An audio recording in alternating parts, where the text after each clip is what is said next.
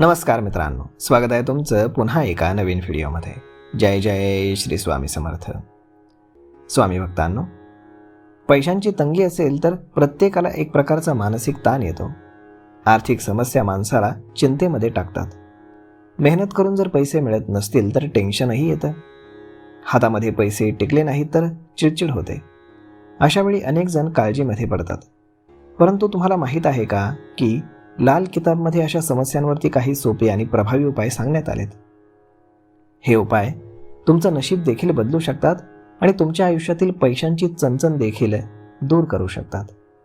तर मग चला जाणून घेऊयात याच काही उपायांबद्दल. यातील सगळ्यात पहिला उपाय म्हणजे तुमच्या घरामध्ये बंद पडलेली घड्याळं ही नकारात्मक ऊर्जा पसरवतात. त्यामुळे ती लगेचच दुरुस्त करून चालू करा किंवा दुरुस्त होण्यासारखी नसतील तर ती काढून टाका. त्यानंतर तुम्ही जुनं किंवा खराब झालेलं नाणं पाण्यात सोडून द्या, कारण असं केल्यानं तुमच्या आयुष्यातील नकारात्मकता दूर होते. त्यानंतर कच्चे कोळसे तुमच्या घरामध्ये ठेवल्यानं तुमच्या आर्थिक अडचणी वाढू शकतात. अशा वेळेस ते कोळसे तुम्ही घराच्या बाहेर ठेवा किंवा मग ते तुमच्या घरामध्ये ठेवण्यापासून तुम्ही लांब राहा. त्यानंतर तुम्ही शौचालय हे नेहमी स्वच्छ आणि नीटनेटकं ठेवा, कारण अस्वच्छता ही आर्थिक नुकसानीला आमंत्रण देत असते, एवढं मात्र लक्षात ठेवा.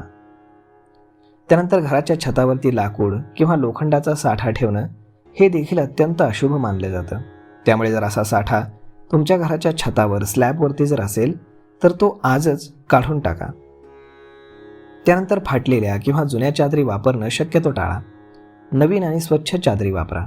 यामुळे तुमच्या घरामध्ये एक प्रकारची सकारात्मक ऊर्जा संचार करते. तुमच्या घरामध्ये असलेलं खराब विजेचं उपकरण हे लगेचच दुरुस्त करून घ्या. त्यानंतर तुमच्या घरामध्ये शौचालय जर असेल तर ते पूर्व उत्तर दिशेला किंवा ईशान्य कोपऱ्यामध्ये बनवू नये. अशानं तुमच्या घरामध्ये एक प्रकारची मानसिक शांतता जी आहे तर ती भंग पाहू लागते. तर मग स्वामी भक्तांनो, अशा पद्धतीनं जर तुमच्या आयुष्यामध्ये पैशांची तंगी असेल तर हे अत्यंत साधे आणि सोपे उपाय आहेत.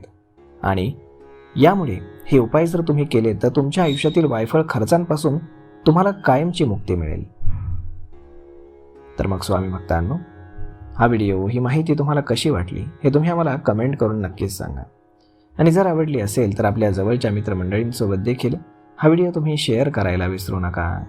धन्यवाद.